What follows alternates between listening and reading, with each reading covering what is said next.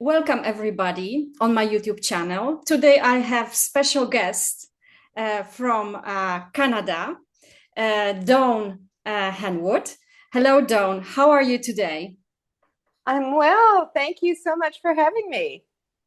Yeah, I didn't actually make introduction to say something about Dawn because I think in this Agile interview, you guys going to find out what we're going to talk about. So to create some uh, let's say to ignite a little bit of curiosity here what we're going to talk, but we actually what the only thing I can share before we start with three Agile questions to learn more about Dawn and what she's passionate about and what she's pursuing, what kind of career she's pursuing. I can only say that we met online recently, and I'm so glad because uh, 2 weeks ago I had also somebody which I met on Dawn actually online workshop, and I was happy that she accepted also to be in Agile interview, and she also comes from Canada. So I have second Canadian today. So that's how this beauty or magic of LinkedIn and workshops works. So that's what I really like. That I have very beautiful Canadian speakers within this weeks coming. So Dawn, I would like to first ask you some question regarding your personal career. I think this can be very always beautiful inspiration for other younger scientists which want to become entrepreneurs. Mm. Um, for example. So my question is related regarding your PhD studies. If you could share with us how your personal skills and competencies acquired during PhD in Canada help you to become a successful entrepreneur. And can you please perhaps share with us top three?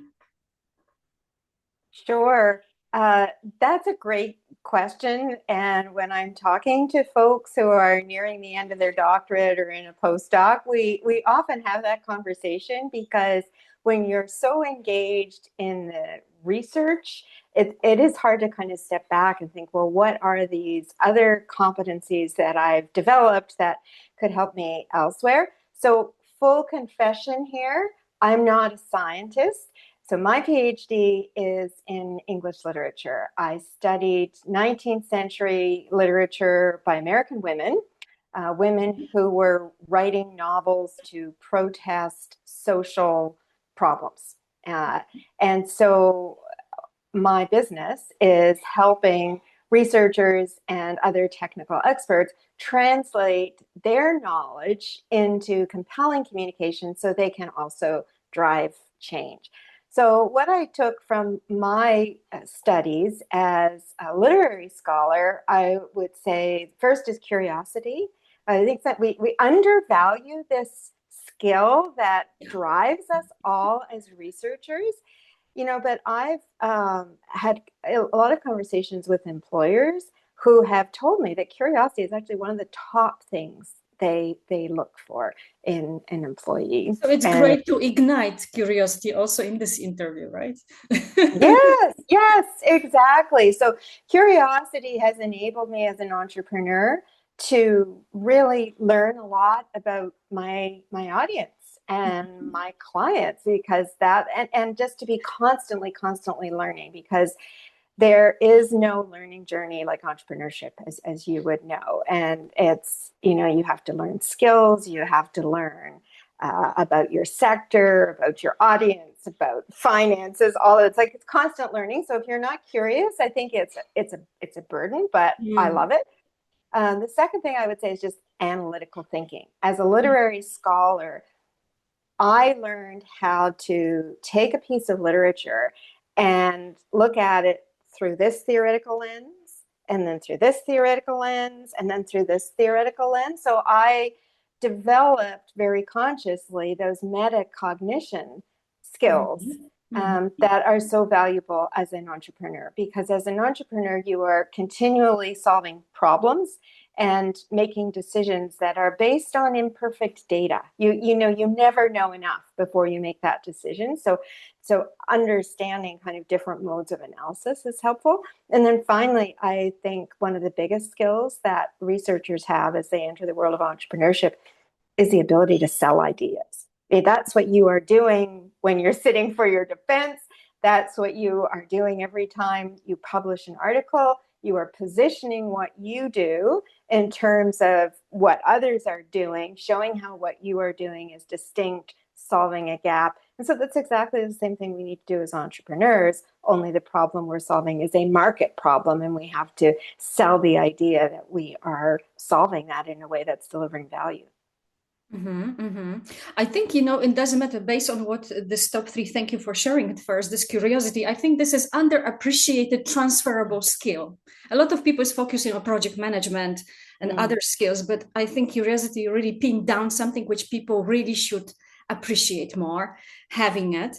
And also what you also said about, no matter if I did PhD in biology, you did in English literature, no matter what, we have these skills like analytical thinking. We all share similar skills, no matter what kind of discipline we did PhD in. So actually it's beautiful to see these skills which you mentioned, top three, that they are actually not only very transferable, and some of them are underappreciated or not appreciated enough, but also they are pretty common no matter what field you enter. So that's very nice. Thank you, Dawn, for that. So now we're moving to the place which I already mentioned, that the previous speaker I met at your workshop. Although it was a different workshop, but you are doing a lot of fantastic, insightful workshops, and we have recently met at the workshop, which was very exciting for me to participate. Make your data talk. And I'm curious, also being curiosity-driven scientist, entrepreneur, what is your personal vision on maximizing data impact, but now it comes in a context of a sustainable way? I think that data visualization is a practice. And like any practice, you develop it over time. And that means adopting kind of key principles and also key habits. And the number one principle is understanding that the numbers do not speak for yourselves. That's why we called that workshop, Make Your Data Talk. Yeah. I remember being at a presentation years ago by a researcher who was just starting down the commercialization path. And it was at a demo day for an incubator. So he was trying to show the value of what he had done. And he was flashing through his PowerPoint slides, and he put one slide up that had two really, really dense black and white graphs that had been lifted exactly from an academic publication. And he just said, as you can see, the numbers show, it's obvious from this, flick to next slide.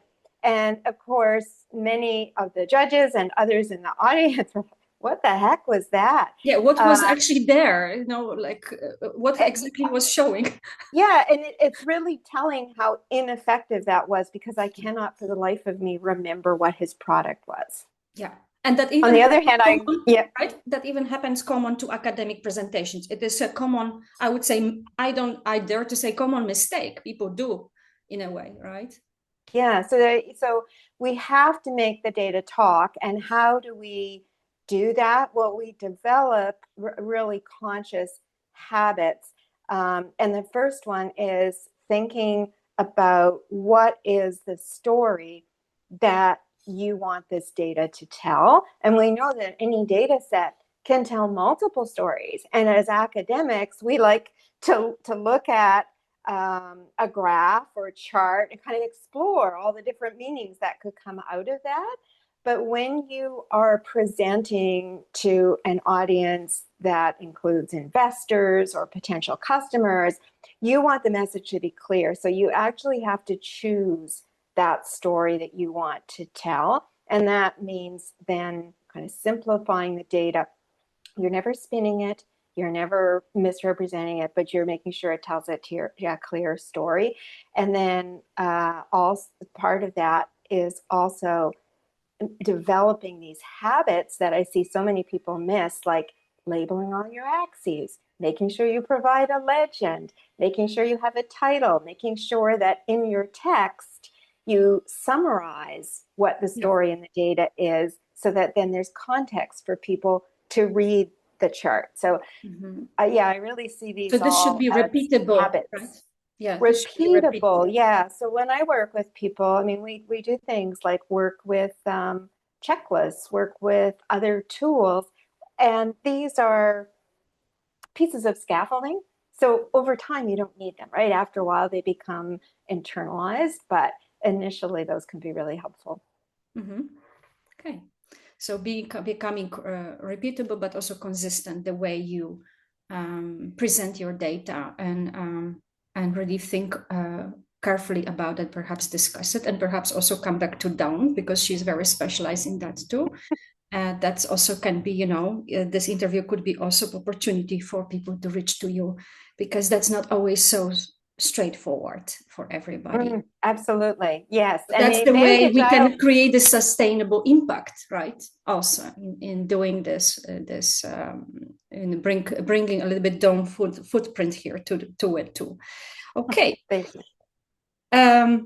So I was also curious, and I showed some curiosity looking at your description, personal description on LinkedIn, because I sometimes really like to read how people perceive themselves, how they describe themselves. And I was very surprised to actually read that you describe yourself in this very pleasant, also again, curiosity, inspiration, driven way, that you are one of entrepreneurs who are driven to leave this world a better place. We found it. So this time I call it, I think it's commonly known, social entrepreneurship strongly also resonates with me, because I also am busy with initiating and catalyzing academic industrial collaborations and bringing this way also social impact. So based on your extensive social entrepreneurial experience, Dawn, could you please now share with us what are the 3 main challenges to boost social entrepreneurship globally?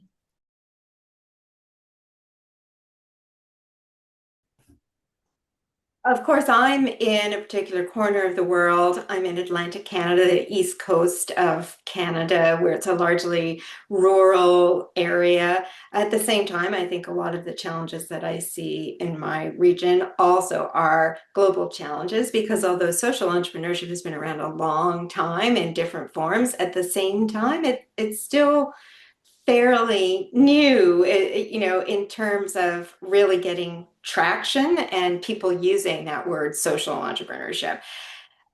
For me, the first thing that would be really helpful would be a better, I would say, dissemination of some of the business models and structures that are possible to make social entrepreneurship happen. Because as a social entrepreneur, I really struggle with trying to figure out what's the model that will allow me to serve the people I feel called to serve, who can't necessarily pay $3,000 for a course, and also keep the lights on, because there's a lot behind the scenes that goes on to deliver high quality training and consulting. So I think better sharing of those models. We need other funding structures as well. So social entrepreneurs and social enterprises often have trouble qualifying for conventional funding. And so we need more of a social finance ecosystem. And here in Canada, I think we are making some strides toward that. Funders need to be set up, and they need to be able to recognize the value that social entrepreneurship brings, which is often, yes, direct and also indirect, right? It's delivering market value, but it's also delivering that indirect social value. And then the last thing I think is community. And that's why I'm delighted. I was looking for this when you're going to talk about this, because I think this is also enormously empowering social ecosystem, which is also underappreciated.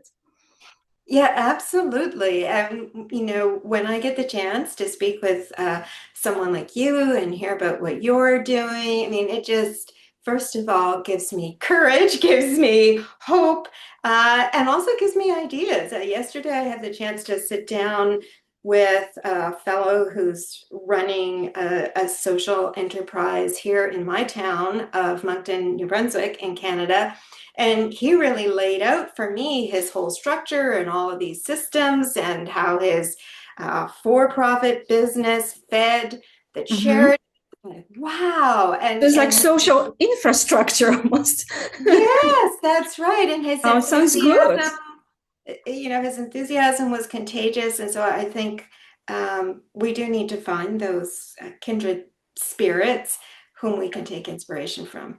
Yeah, and definitely, for example, I can share in Leiden Bioscience Park that we have community builders which are hired are hired by Leiden Bioscience Park management to have paid function of community builders, but there are also plenty of community builders which are not hired, but they still are within community, and that's seniors and both young ones. So I think everybody who is listening to us should, if they really feel to build social ventures, please also become community builders. More community builders in our ecosystem, better for every entrepreneur which is embedded within. So absolutely, yes. So it's great to hear that also in your community, in your network, you start to find these people which are taking care of social community or social infrastructure. That's very important for, I think, growth of each company basically, or each entrepreneur. So Dawn, I really would like to continue with it on this, because we could further discuss probably more challenges and how we could find solution. As you said, being entrepreneurs, actually doing constant troubleshooting and finding the right solution at the right time. So anyway, thank you very much for your time. I'm really happy that you joined this Agile interview and shared, from your personal path, also shared, also your insights on data presentations, because this topic also is very common and very important for all different types of scientists, no matter from which field they come from. So I also invite everybody who would like to join your workshops, because I think they are very, very insightful and fascinating and very inspirational. So thank you again. And if there's more questions, I will invite our audience to also put these questions in the comments on YouTube. So then they will have also a chance to receive answer from you, if that's fine for you. Oh, absolutely. And LinkedIn, you mentioned, is a great place to connect as well. So yeah, reach out to me on LinkedIn as well. Thank you so much for this opportunity to chat. Yes, thank you. Thank you to be my guest speaker in this Agile inspiring interview. Thank you. Thank you. Have a great day. You too.